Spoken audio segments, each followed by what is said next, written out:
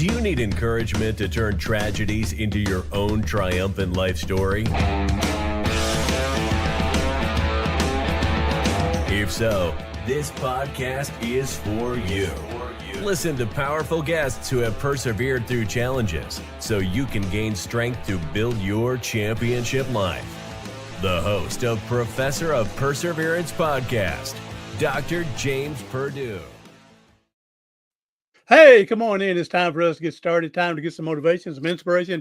Time for us to grab some little nuggets that we can hold on to for when that time of hardship, difficulty, challenges, adversity. You know what I'm talking about. Grab this little go nugget and you can use to help you get through whatever situation. And as I say always, pay it forward. Help the next person ahead of you. And remember, 100 years from now, someone's paying forward, you're forward, and you're still paying it forward 100 years from now. Just no one knows it, and we'll go from there.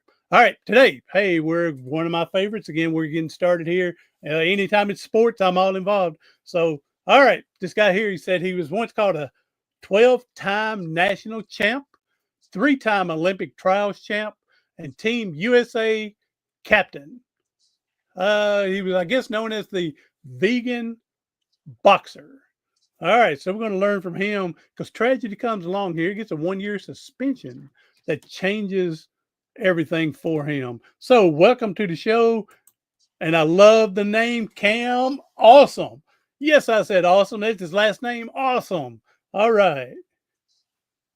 Hey, thanks for having me on, Professor. Yes, sir. I'm glad you're on here. I'm glad we got together here. So we're going to have a good old time. We're going to learn from you. And we're going to get everybody all fired up today. So, all right, let's go. All right, Cam, I'm one of them. I don't have questions. I'll just let you take over and just jump in when I can. So you just get us started where you think the best we need to be at. Oh, yeah. So I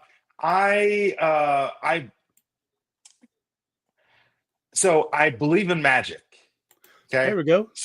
So when I was 8 years old, I was about 8 years old. My mom I was in the car. My mom went into the store and I was sitting in the passenger seat of the car and I was looking at a fence and there's a bird sitting on the fence. And I said out loud, if I have magical powers, that bird will poop right now. And at that moment, the bird pooped. I don't know if I've ever even seen a bird poop. And I was convinced I had superpowers. There you go. And so what that meant is I thought I had control over my environment. Mm-hmm. And I was dealing with bullying in school. And I always thought this, when I was dealing with bullying in high school, I decided to join the boxing gym because I thought if I looked like a boxer, I could defend myself against bullies and I can protect myself. And when I joined the boxing gym, the idea is I thought if the harder I worked out, the faster I would look like a boxer. And I didn't join the gym to actually compete or spar or anything. I just wanted to do the workout so I can look intimidating. And I thought the harder I worked out and the faster I worked out, the faster I would be safe. And doing that inadvertently, I outworked all of the talented people in the gym. Okay. And I got in such good shape. My coach was like, do you want to get in the ring and spar? And I'm like, no, thanks. I don't think my mom's going to let me. And then everyone laughed. I was like, I'm joking. I'll get a mouthpiece. And I got peer pressured into sparring for the first time. And you said, y'all don't want me in here because I got magic in these fists. Yeah. Actually, my 9th grade year, for some reason, they put a boxing team together in the 9th grade. And I was one that I would fight when I didn't bully people, but I would stand up for the person being bullied. Okay. Oh. And one time I was going to go try for the team, and wouldn't you know it, about a week before I got into a fight and I split between my 2 fingers, my pinky finger and ring finger split wide open. And so I couldn't go in with it busted because hitting even with the gloves, it wouldn't heal. So I didn't get to compete, but I would have tried it, but I don't know how far I'd have gone with it really. Cause again, I only did it to help other people. I didn't do it for me, like I said, to bully people, but I didn't mind standing up to a bully. yeah, you hear these stories about people in the past. They're like, oh yeah, back in the day, I fought everyone, and I wasn't that person. I was very non-confrontational. Hmm. Hmm. Still to this day, I'm pretty non. Well, I try to be non-confrontational I hear now. you. I hear you. So, with your boxing, I mean, with all your, 12-time national champ, 3-time Olympic trials champ, I mean, do you have your hands? And I saw something not too long ago. You can actually get your, I mean, I remember hearing Bruce Lee back in the 70s had his hands as lethal weapons, Yeah. certified. So, do boxers get stuff like that, or can you, or does it No, matter? I don't even think that's real. I think that's just something we tell girls. There you go. Okay. Yeah, it sounds good, but I don't think there's anywhere you register your hands as weapons. Yeah. That's not Oh, real. I couldn't understand it either, but Bruce Lee, with him, I could see possibly, but yeah. Yeah, I wasn't. I never really got into too much into Bruce Lee. Uh, maybe one day I'll have my Bruce Lee phase and I'll watch some movies and learn about his past. I tell you what, do some YouTube Google. You don't have to watch the whole movies, but see some of the stuff what he used to be able to do. Good gracious! So, all right. So I would imagine, even though you're a boxer, you just fight in the ring. And other than that, you try to just, like you said, stay out of it. And I mean, it's not like a 24-hour magnet thing. Oh, there's a fight. I got to jump in. So I would think you just, it's a business. I go and do my business and I'm done. Oh yeah, and even in the ring, I'm still non-confrontational. I'm very defensive oriented. Hmm. Yeah, and yeah, I'm not fighting anyone for free. Not on the Yeah, street. Like I go to prison. I'm afraid of jail, man. I I don't hear like you. timeout. There's no Wi-Fi in jail. At least they don't give you the Wi-Fi code. um, Now I remember just growing up watching some Muhammad Ali and George Foreman, and those were the two well, not Leon Spinks, but oh shoot, Corey Spinks, oh ah shoot, I'd have to look. Corey. No, it's I'd have to look him up, but he kind of went blind in one eye from his boxing. But I'd have to Oh, look him up because I was thinking his name a few months ago and I had to look it up. Now I can't remember it. So, of course. but yeah, that's of course it was huge watching, Mike Tyson during the day. So Yeah, that kind of era is kind of surpassed, but it was cool that the term Tyson fight happened this decade. He fought Jake Paul. That was well, if cool. you want to call that a fight, uh, I'm sure they played it up more than just to get everybody done with and get a nice payday. So Oh yeah, uh, yeah, and I'm I definitely believe that on Mike could hand Jake Paul his butt if he really wanted to. oh I don't even think he could because he's not like it's not like he's like 55 or something, right? Yeah, yeah, yeah. It's not like he's a 55-year-old who's been disciplined and healthy his whole life. That's He true. That's was true. he was on drugs and partying for his prime, and then he was just inactive for 2 decades. Yeah. It's like he You're did you pretty. yeah, you're I'm right. proud of him. Yeah, you're right. So I remember him talking about his white Bengal tigers and taking care of his pigeons. I remember him Yeah, talking about those before. So, all right, let's yeah. get back to you. So, so you got into your sparring. You decided to let's jump in the ring and see what happens. And so, how'd that go for you? Your first time out? Uh, my first fight. Yeah, the first time Oh, you went in just to work out, just to keep oh, people, and then that. they said, "Hey, you sure you don't want to?" And then you said, "All right, let's do this." Oh, it was a sparring session. I was so afraid that I ran from my opponent the entire sparring session. Uh huh. And because I did so much moving, I felt like I burned more calories during that sparring session than I did anything else working out. And I realized that's the cheat code to losing the weight is just sparring. Yeah. And I got addicted to sparring, and I was a great sparring partner because I was a big, heavy body. I did a lot of moving, and you can hit me as hard as you want, and I don't throw a lot of punches back. So I never made a team before in school. I tried out for all the teams, never made a team. But Uh-huh. this, even though it's boxing, it's the first time I ever felt like I was a part of the team because I'd be afraid to miss the gym because a guy might show up to the gym to spar me, and if I'm not there, I'll be disappointing him. Yeah. So it made me feel appreciated and needed. And really, I boxed to be accepted. And I found in the boxing gym what value I could bring to other fighters.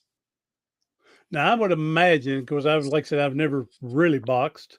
Um, but I would imagine sparring, you get paid pretty good, wouldn't you? Of course, I guess. Of course, not, I not at guess that all. depends on where you're at. I'd imagine, and how up higher. I was at the top level. You don't make much. I mean, there's some Really? guys will pay you $100 a round.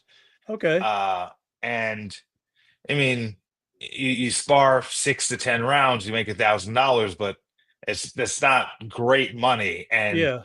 to make that type of money, you got to be sparring a killer. Yeah. Yeah. Yeah. And never letting your body heal, basically. No, no, but I would spar people for money, but my benefit was I never really got hit. Yeah. Yeah. There you go. That's right. So, uh, learn to take a punch and take a roll, right? So you can Yeah. roll with the punch. Oh So, yeah. It teaches you a lot. It teaches you the definition of hard work. oh, I definitely believe that. So, Yeah. um, I think old Rocky made the perception a little different.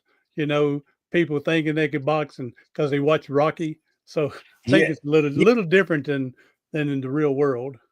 Yeah, Rocky would just get. I've never watched a Rocky movie, not interested in it. I do watch Creed. I'm a hypocrite. I love Michael There you B. go. Jordan. That was Hattie Braverman's boyfriend on Parenthood.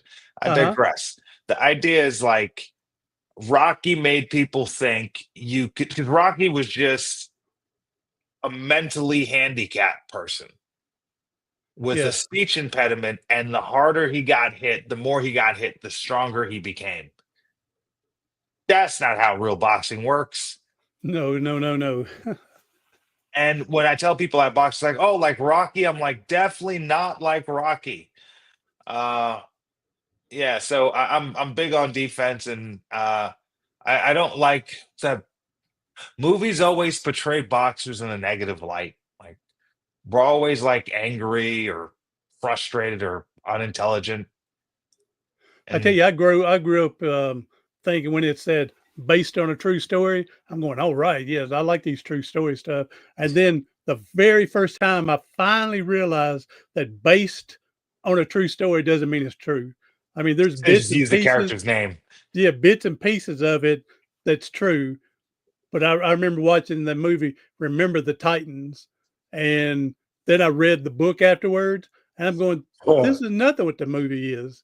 And so that's when I finally realized, based on a true story doesn't mean it's absolute. It's just yeah. like bits and pieces, maybe names, characters, but other than Yeah.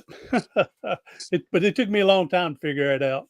So all right, so you said you got into boxing for because of bullying and tried to not necessarily to fight off your bullies, but to look more intimidating. They would leave you alone. And so I Yeah. see interest in here. You walked 6 miles to get to your gym. Yeah, in Is high that about school, my every gym was day? 5 days a week. 5 days a week. Wow. Yeah. Yeah, it was 6 miles away from my boxing gym, and this is back before iPods. Well, there was iPods, they were just super expensive. So Yeah. I just I had to see you had walk a for three MP3 hours. player. Yeah, I would just walk with my thoughts most days Yeah. because I didn't always have batteries. I, And out of boredom, I would make up stories in my head about how great I was. And in all these stories, I was knocking everyone out and had all the belts and all the money and all the cars. None of it was true, but there's a direct correlation between how highly I spoke about myself and how well I did in the gym that evening. And the better I did in the gym that evening, the more excited I was to take that 6.4 mile walk the next day. And that 5 days a week, patting myself on the back, telling myself how amazing I am, it allowed me to become so much more confident as a person. And I realize now in hindsight, I look back at it, we control the stories we make up about ourselves. Mm-hmm. And that part of my life, I changed the narrative I was saying about me. And instead of calling myself a loser or that I'm not good enough, I would just say how great I was all the time. And I knew it would rub some people the wrong way how highly I spoke about myself, but I couldn't let that stop me because I was so afraid of getting in the boxing ring. It was like I needed to convince myself I was good enough to Yeah, get yeah, into the yeah. ring. So yeah, see where you have here that your self talk matters.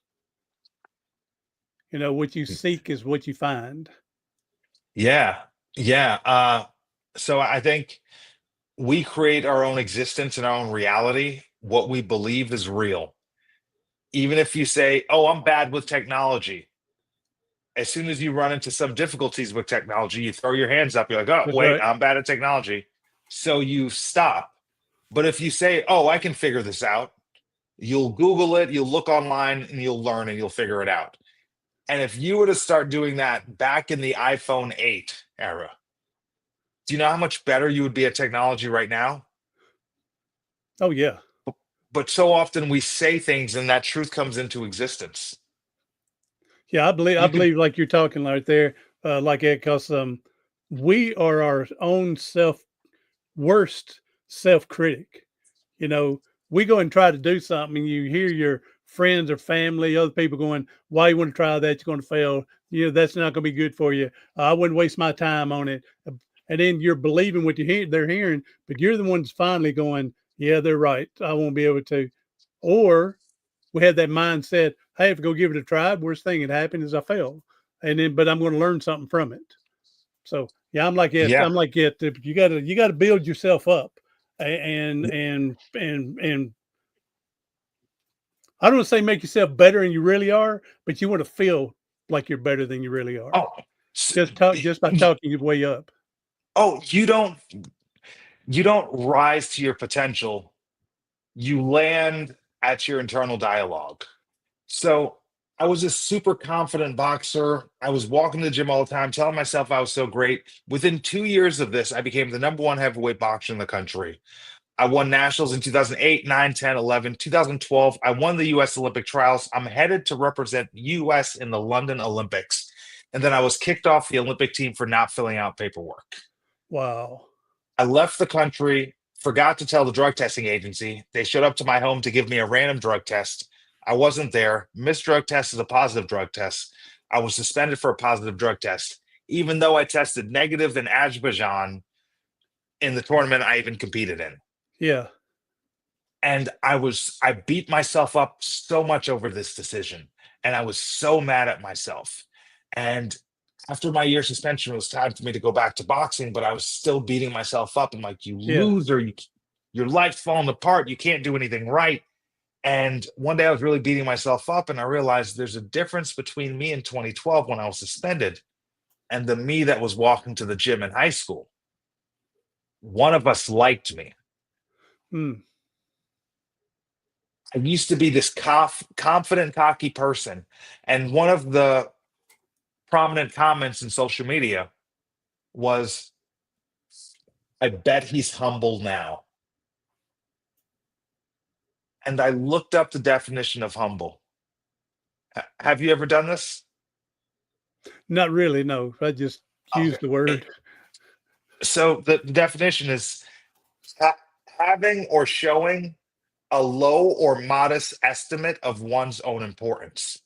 Mm. Second definition, to lower someone in dignity or respect. Hmm. Third definition, of low social, administrative, or political rank. The Latin root word is humulus, which means lowly, which means grounded. Hmm.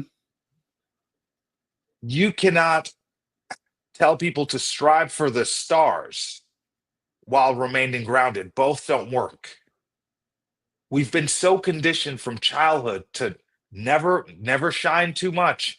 Don't think too highly of yourself. Don't celebrate yourself too much. You might make other people feel bad. So let's say you're killing it in life, right? And you Hmm. run into someone who's not. What do we normally do?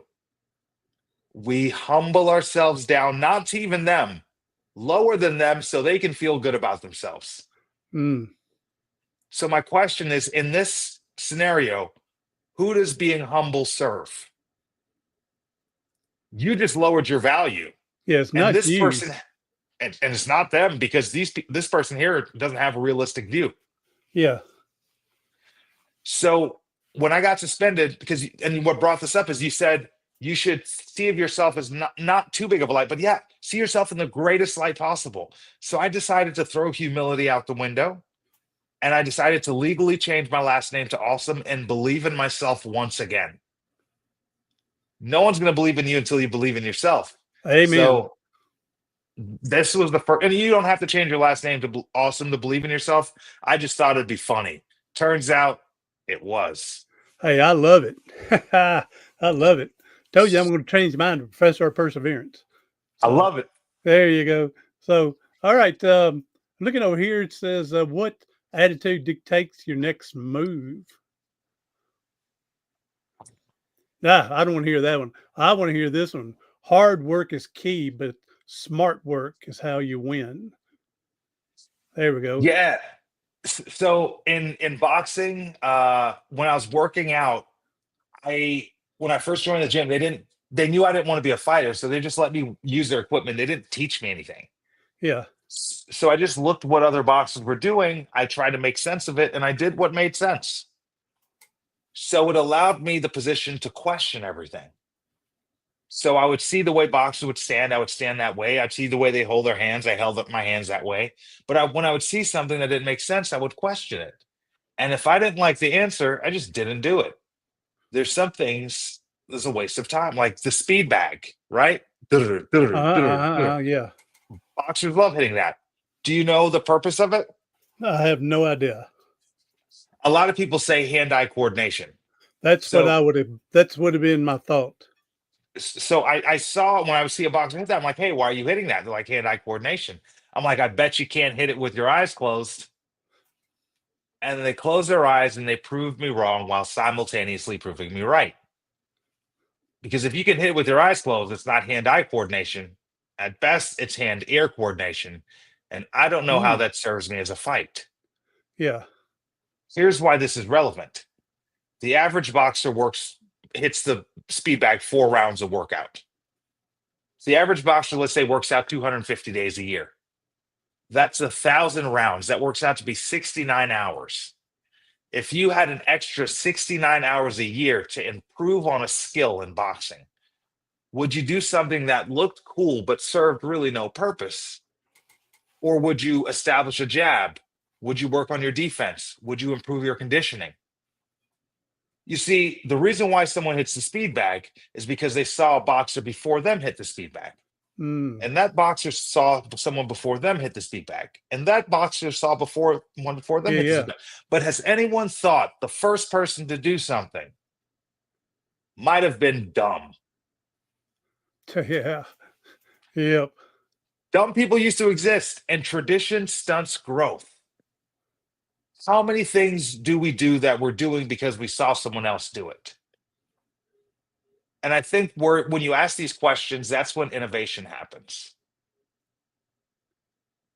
Oh yeah. So to bid up for improvement and stuff to see there, I have a better way of doing this, and for the improvement. There's like I used to play baseball, and the stuff they got going on today to teach these young kids, I would have loved this stuff today when I was playing. Back when I was playing, all you had was your brother throwing the ball to you and you hitting it, or Uh, you're playing in the neighborhood. But all this stuff today, whoa, wow, Oh, imagine how much better Muhammad Ali would have been if he had sports nutrition. yeah. Back then, they thought water made you weak. Yep. Yep. The man was dehydrated performing at that level. Yeah. Yeah.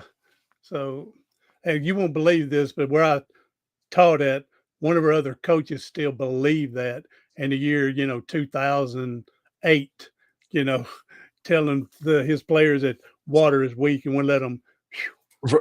Man, that's so wrong. Yeah. And it's like that's how and I used to battle with coaches all the time because I would bring logic to the table and they'll say, I've been coaching for 35 That's years. I'm right. like, That's yeah, right. you could be doing it wrong for a very long time. Age doesn't necessarily mean experience. It's like, how Well, good it, are it you at could what you be, do? yeah, it could be like you're just suggesting the wrong experience.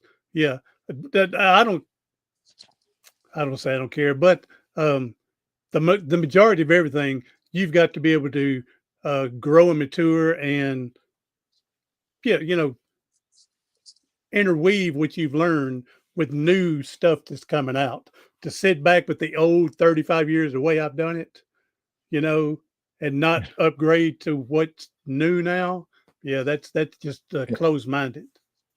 Oh yeah. Yeah. And that tradition stunts growth. Yeah, can you imagine the I'm one of them. This is funny. There, Mr. Awesome, Cam Awesome. Hey, with his book over here, there it is, Becoming Awesome: How to Make Success Inevitable.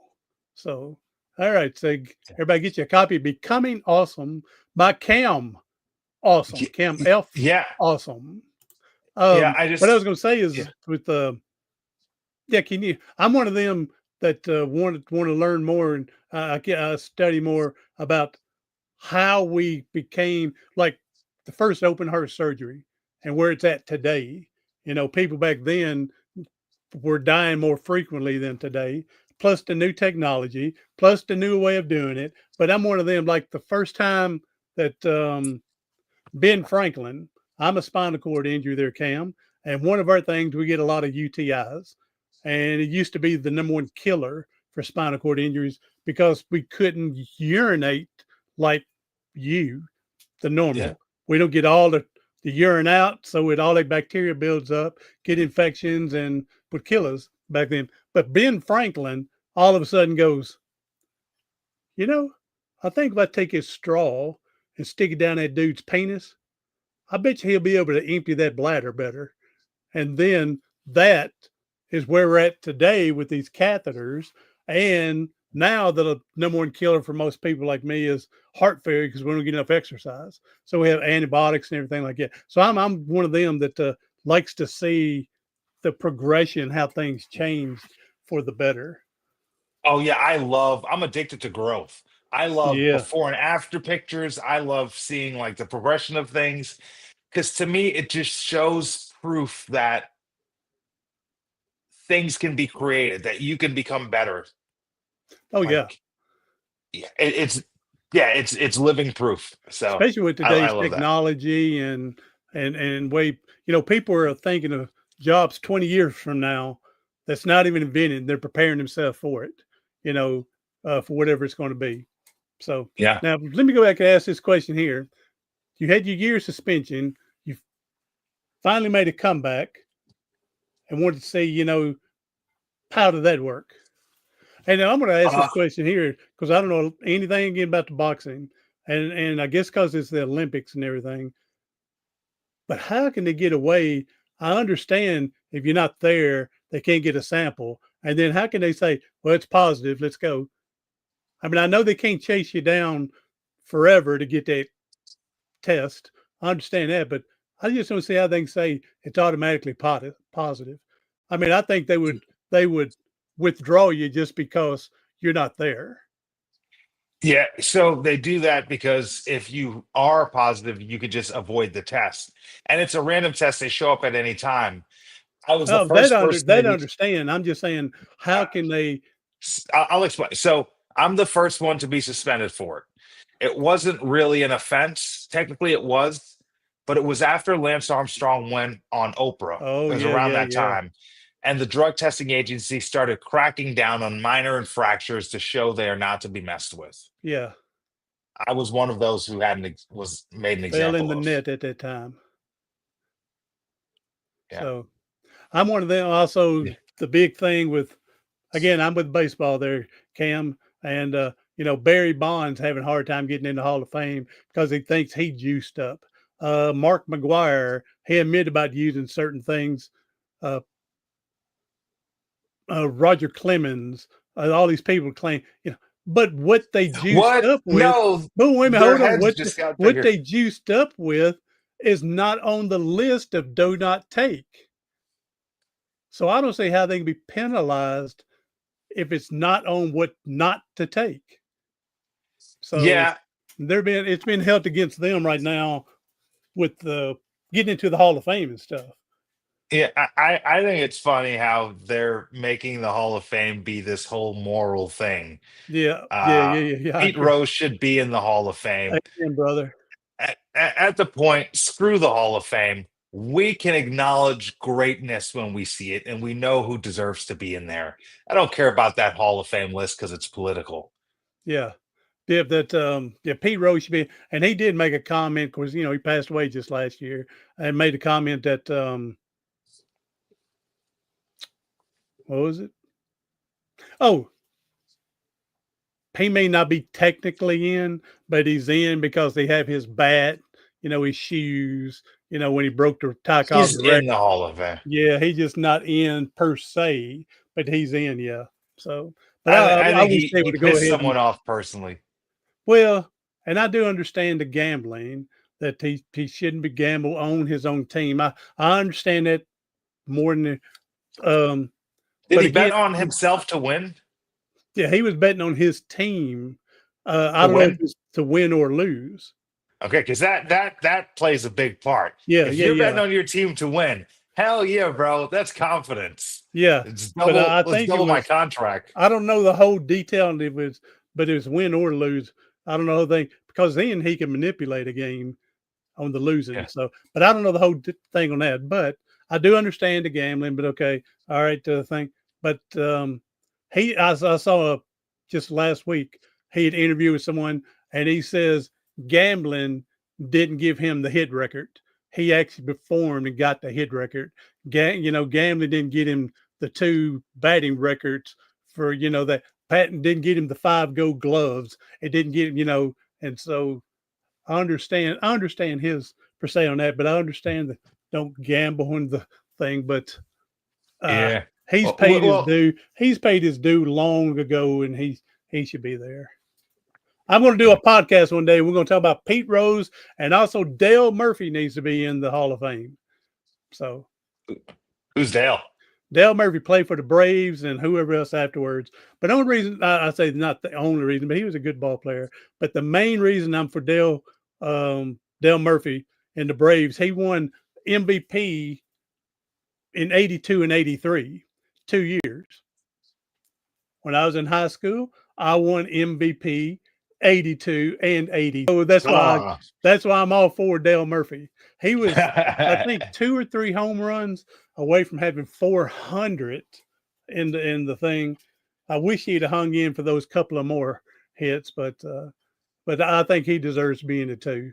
So he's definitely a lot different than Pete. He didn't bet on baseball, and he was he was persona what baseball could be. Dressed nice, spoke nice, so he should be in. So Yeah. that's just one man's opinion, but we're going to do that one day. And Dale Murphy, I'm trying to get an interview with you, so we're going to try to keep pushing you. If you're ever listening, let you know. Dale Murphy, call in, man. That's right. Come on, Send an man. email, answer a DM. You're not There that you. busy, Dale. Hey, I know you got people that's doing all that, but tell them people you want to get on my show. So, Do you all right. know who the MVP in 82 and 83 was? For those, him and me on those two. I don't know about football. I don't know about basketball. Back then, I just know baseball, 82, 83. He was MVP. And of course, I know high school is a lot different than professional, but my 82 and 83 was MVP. So, Murph, we need to get together, Bubba. So, all right, Cam. So, give us a little. So again, you made the comeback. I interrupted you there. Made a comeback, and how did that go? So made the comeback, came back to boxing, reclaimed my spot as captain of the USA national boxing team, won nationals in 2013, 14, 15, and in 2016 I won the US Olympic trials to represent US in the Rio Olympics. This Good was deal. documented on the Netflix documentary Counterpunch. There you go. So you're Yeah. in a documentary there. Yeah. We'll put that in the show notes in case anybody wants to go check that out. So, all right, tell us about your book here again. So it's become awesome how to make success inevitable. So I believe if you can fail without being discouraged, success becomes inevitable. We don't quit when we fail, we quit when we get discouraged. And a lot of us get Mm, discouraged before we even start, so we don't. This book kind of showcases the formula for success. One plus two equals three. In this equation, you are one. You should always be your own number one. No one's going to believe in you until you believe in yourself. One plus two equals three. Three is the goal, the objective, the outcome. What do you want? And one plus two equals three. Two is appropriately named number two because it's the hard work, it's the crappy part of the job. It's putting in the work, it's the waking up early, it's the continue to work without seeing success, even when you're sore. And I believe if you believe in yourself and you can work hard, you can achieve any goal. The only thing you can't add to this equation, unfortunately, is your feelings. Goals don't care about your feelings. Feelings are fleeting and not always rational. that's true. And sometimes you have to separate your feelings to achieve the goals you want. And that's sometimes a sacrifice. There you go. Everybody go out and get you a copy. Get you a copy. Help him with a buck or two on there. All right. So Cam, man, it's been truly awesome talking with you. I would like to have a second interview in the future. Just Would love that. I love your vibe, man. So I mean again with the last name awesome, you can't go wrong. So Uh, all right, yeah. hey Cam, give us throw out all your social media, how people can get a hold of you. If they want to ask questions, try to get to lead you. Yeah, reach out camfawesome.com and at camfawesome on all social media platforms because I'm not famous enough for anyone to try to steal my name. There you go. That's right. So, and I'll put this stuff in the show notes as well to help people come find you. So, Cam, man, it's been a big pleasure. Again, I really enjoyed this. I'm one of them and love any positivity I can grab a hold of. I love it. Thank you for having me, Doc. All right, Tay, you know there's people hurting and struggling today, and if you can leave us with a positive message, that'd be a blessing, man. So my positive message is understanding how the human brain works. Your reticular activating system, your RAS, your brain takes in billions of the B of information, of bits of information every moment, not every second, every moment, moment, a lot of moments, a lot of information, math. Your conscious mind can't process all of it. So your brain filters it through your RAS. And it goes from billions of bits of information to just 35 bits. And the 35 it chooses is what it believes is relevant to you. What you seek is what you find. If you go shopping for your yellow car, you don't buy one, but after that, you start seeing yellow cars everywhere. That's your reticular activating system at work. The second you said, I'm looking for yellow cars, your brain started spotting it out. But when you consume negative things all the time, that's what your brain's going to be looking for. So if Mm. you're always watching the news or your social media feeds negative, and you're watching the news as deaths, destruction, murder, genocide, what do you think you're going to start seeing in your day? So my advice to everyone is what I do personally is I write a list of 10 things I'm grateful for every morning. There you go. Keep a journal.